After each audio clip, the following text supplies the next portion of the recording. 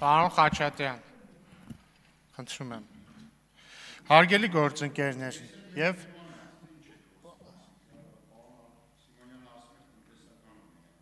տնտեսականով ենք խոսում։ Ձեզ թվում է ես դրոշակ պաշտոնաթերթից եմ խոսելու, չէ։ Բայց մի ամեն դեպքում ինձ մի խանգարեք եւ ժամանակս վերականգնեք։ Պարոն Խաչատրյան, ասում եք ինչու է մեկը կոչվում նվազեցվող եկամուտ, մյուսը չհարկվող, բացարձակապես կարևոր չի, որովհետև երկուսն էլ չհարկվող է, ճիշտ է։ Նույնիսկ եթե ես համաձայն եմ, որ նույն բանն է, նույնիսկ եթե նույն բանը չլինի,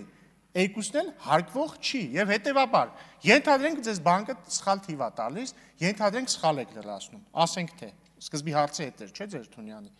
Դուք ասում եք, արդյոք ես կպատժվեմ։ Դուք չեք պատժվի հարկեր թաքցնելու համար, որովհետեւ դուք այդ հարկը մուծել եք։ Ստեղ էլ գալիս է հաջորդը, ըստ պարոն Թունյանի փոփոխություններից հետո ջանք չի պահանջվելու, որովհետև ինքնաշխատ է լինելու։ Նույնիսկ եթե պարզի, որ ինքնաշխատ լրացվածը սխալ է, դուք էլ ճիշտ դնեք, ասեք ճիշտ է, ու հետո եթե պարզվի սխալ է, մեկը դուք չեք պատժվի, որովհետև դուք սենց թե հենց, ասենք թե ավանդի տոկոսից ձեր հարկը մուծել եք։ Դուք հարկ չեք թաքցել, հարկն էլ մուծել եք։ Սա մի քիչ Կիկոս Սմահյան փաստարկ է, էլի։ Հաջորդը կարող է հարց հնչել, հիմա ըստ էության ձեր հնչեցրած, ձեր խմբակցության, էլի, հնչեցրած հարցից մեկը հետևյալն է, որ դե լավ է, վերջապես ֆայմեցիք, որ պետք է հեշտացնել, եւ հետեւաբար որ հեշտացնում եք մարդկանց մեծ մասի համար դուրս է գալիս, իրանք բան չունեն անելու, ավտոմատ ինքնաշխատ հայտարարագիրը լրացվում է, իրանք նույնիսկ կարող են չմտնել, հետեւաբար որն է այս ամբողջի իմաստը։ Ասեմ որն է իմաստը, մի հատ կարևոր կոմպոնենտ եք բաց թողում։ Կրթական եւ առողջապահական ծախսերի վերադարձ բանը բոնուսը։ Հետեւաբար այս գործողությունը կառավարության կապրիզ չի, բան չի, ինչ որ թղթաբանության ավտոմատ ավելացում չի։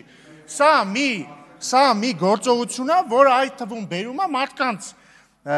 կողմից կրթական եւ առողջապահական ծախսերի համար որոշակի բոնուս ստանալու։ Ինչ կապ ունի այս երկու բաների մեջ։ Չէ, հաստեղ հարցը թոշակառու տատիկը չէ, այստեղ հարցն է, որ պետությունը ստանում է միջոց հասկանալու համար ընդհանրապես տարբեր խավերի եկամուտների չափը, ըստ դրա հասկանալու թե ինչքան մարդ է օրինակ կատարում ծախս առողջապահական եւ կրթական եւ ըստ այդմ տալ բոնուս։ Հիմա այս տարի տալիս են մինչեւ X բան քանակությամբ դրամ, մյուս տարի կարող է տան մինչեւ Y, մյուս տարի կարող է հասկանան, որ այս մյուս կատեգորիան էլ է պետք ներառել եւ այսպես շարունակ։ Ինչ։ Չէ, որովհետեւ ամբողջական տեղեկատվությունը ոնց կա, պարոն Ավետիսյան, պետությունը գիտի ինչքան է աշխատավարձ ասենք թե ստանում, բայց այլ եկամուտներ կա, որ ինքը չգիտի։ Հիմա մենք ստեղծում ենք միջոց, որպեսզի օրինակ պետությունը չգիտի ավանդի տոկոսը ձեր, եթե ունեք ավանդ, ինչքան է, ավտոմատ չգիտի։ Հիմա այս համակարգի միջոցով դուք կարողանալու եք թույլ տալ, որ իրանք իմանան, դուք ավանդի ինչքան տոկոս եք ստացել, ինչքան է ձեր եկամուտը, ըստ այդմ։ Բայց տեղից մի վիճեք իմ հետ, հետո խմբակցության անունից գրանցվեք, ելույթ ունեցեք, շնորհակալություն։